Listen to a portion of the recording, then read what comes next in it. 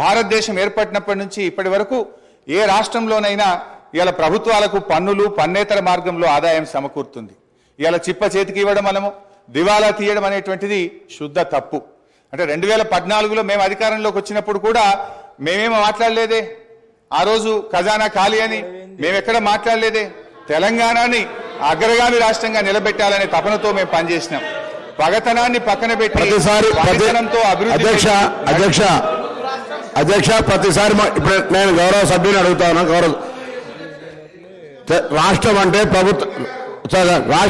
ప్రభుత్వం అంటే సార్ వారు అడిగిన దాంట్లో ఒక ప్రశ్న చిన్న అంశం కూడా చెప్తాను. రాష్ట్రం అంటే ప్రభుత్వం అంటే డబ్బులు అలమారులో ఉంటాయి అంటలేను, కానీ జీతాలు ఒకటో తారీఖు ఇయ్యలేనటువంటి ఆర్థిక పరిస్థితి ఉంది. రాష్ట్రంలో ఆర్థిక పరిస్థితి గురించి చెప్తే ఎందుకు ఆర్పాటుతో తెలియదు.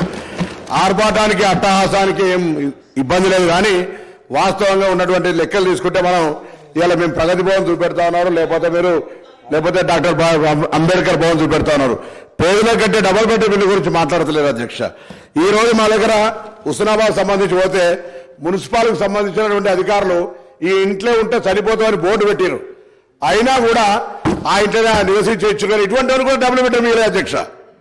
ఇది వాళ్ళ ప్రభుత్వం యొక్క. అంతేకాదు ఇవాళ దాని లెక్క చెప్తా ఉన్నారు. ఇవాళ 1,20,000 బలహీన వర్గాల శాఖకు సంబంధించిన మంత్రిని ఇవాళ అధికారికంగా లెక్కతో చెప్తా ఉన్నారు. 1,25,000 గురుకులంలో ఉన్నటువంటి చదువులకు ఇస్తా ఉన్నారు. 55,000 రూపాయల దారిలో ఇచ్చేటువంటి బడ్జెట్తో పాటుగా 55,000 రూపాయల బడ్జెట్ 55 రూపాయలు ప్రతి విద్యార్థి కూడా వచ్చేటువంటి పరిస్థితులు చెప్పేది మాత్రం 1,20,000. ఆర్భాటం పేరు ఎన్ని రోజులు నడుపుతారు అధ్యక్ష? ప్రచారానికి సంబంధించిన దాని మీద నడుపుకుంటూ అవుతున్నాయి. గ్లోబల్ ప్రచారం చేసి మేము బాగున్నాం, బంగారు తెలంగాణ బాగున్నాం అంటే అందరూ బాగున్నాడు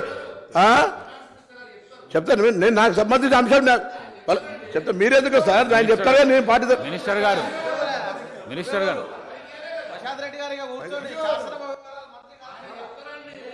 హరీష్ రావు గారు. స్పీకర్ గారు ఒకటే రిక్వెస్ట్, దయచేసి మాట్లాడితే ఆర్థిక మంత్రి గారిని మాట్లాడమనండి. మీరే ఇందాక సభ ప్రారంభమయ్యేటప్పుడు డిస్టర్బ్ చేయొద్దని చెప్పిండ్రు.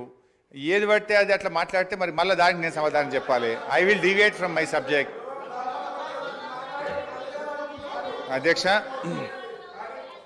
భారతదేశం అధ్యక్ష నేను కొత్త సభ్యుని కావచ్చు, కానీ పార్లమెంట్లో ఉన్న చట్టసభల గురించి గౌరవం ఉంది.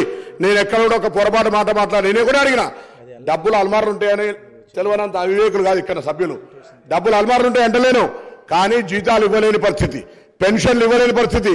ఇటువంటి పరిస్థితి ఉంటే రిటైర్ ఉద్యోగులు పెన్షన్ల కొరకు చుట్టూ తిరిగేటువంటి పరిస్థితి, ఇవాళ ఇన్స్టాల్మెంట్ల మీద ఇచ్చేటువంటి పరిస్థితి. మీరు ఒక ఇల్లు నేను చెప్తే నేను ఎక్కడో చెప్తలేను.